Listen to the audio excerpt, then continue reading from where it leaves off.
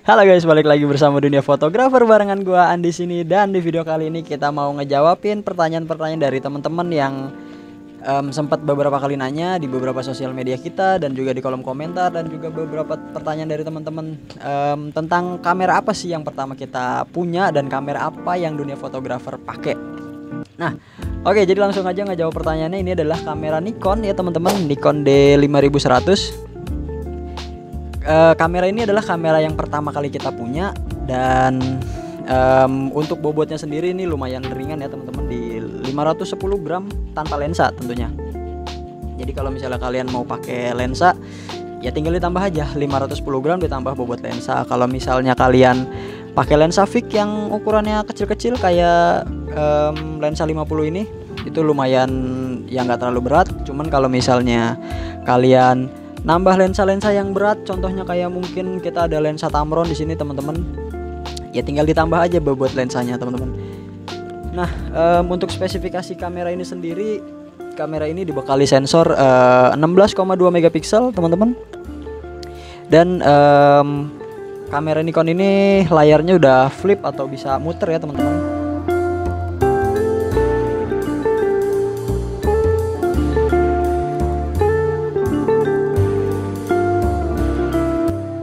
Kalian bisa lihat nanti.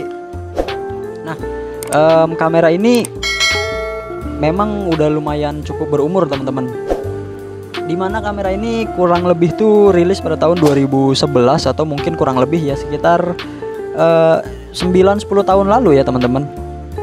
Jadi kalau misalnya ditanya masih worth it atau enggak, tergantung. Kalau misalnya kalian nanyanya ke dunia fotografer masih worth it atau enggak, kalau menurut kita tuh masih worth it. Kenapa? Karena kamera Nikon ini adalah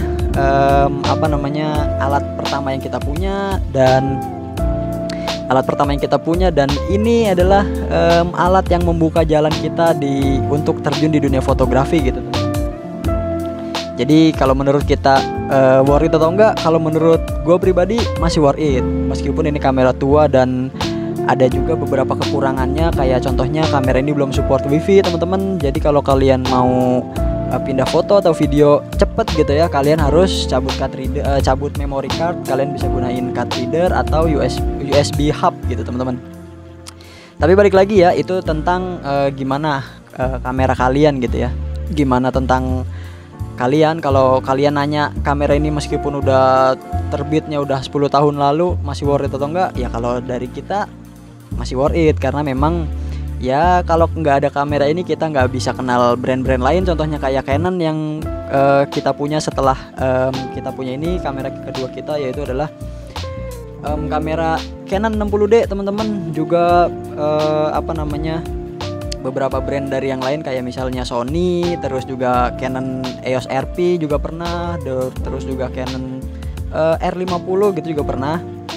Jadi kalau misalnya ada beberapa teman-teman yang nanya kenapa dunia fotografer itu alatnya atau kameranya tuh ganti-ganti ya teman-teman, karena memang kita punya keterbatasan alat untuk saat ini ya teman-teman. Jadi kadang kita masih suka sewa atau masih suka ngambil cabutan dari kamera lain, dari orang lain gitu ya teman. Nah, untuk di bagian kanan kamera ini yaitu ada slot SD card teman-teman, kayak kamera pada umumnya ada di samping sebelah kanan. Dan untuk di bagian bawahnya ini adalah slot baterai ya teman-teman. Nah, baterainya sendiri ini adalah baterai ori bawaan dari kamera ini sendiri. Dan untuk layar kayak yang tadi gue bilang ya teman-teman, ini udah bisa flip ke depan.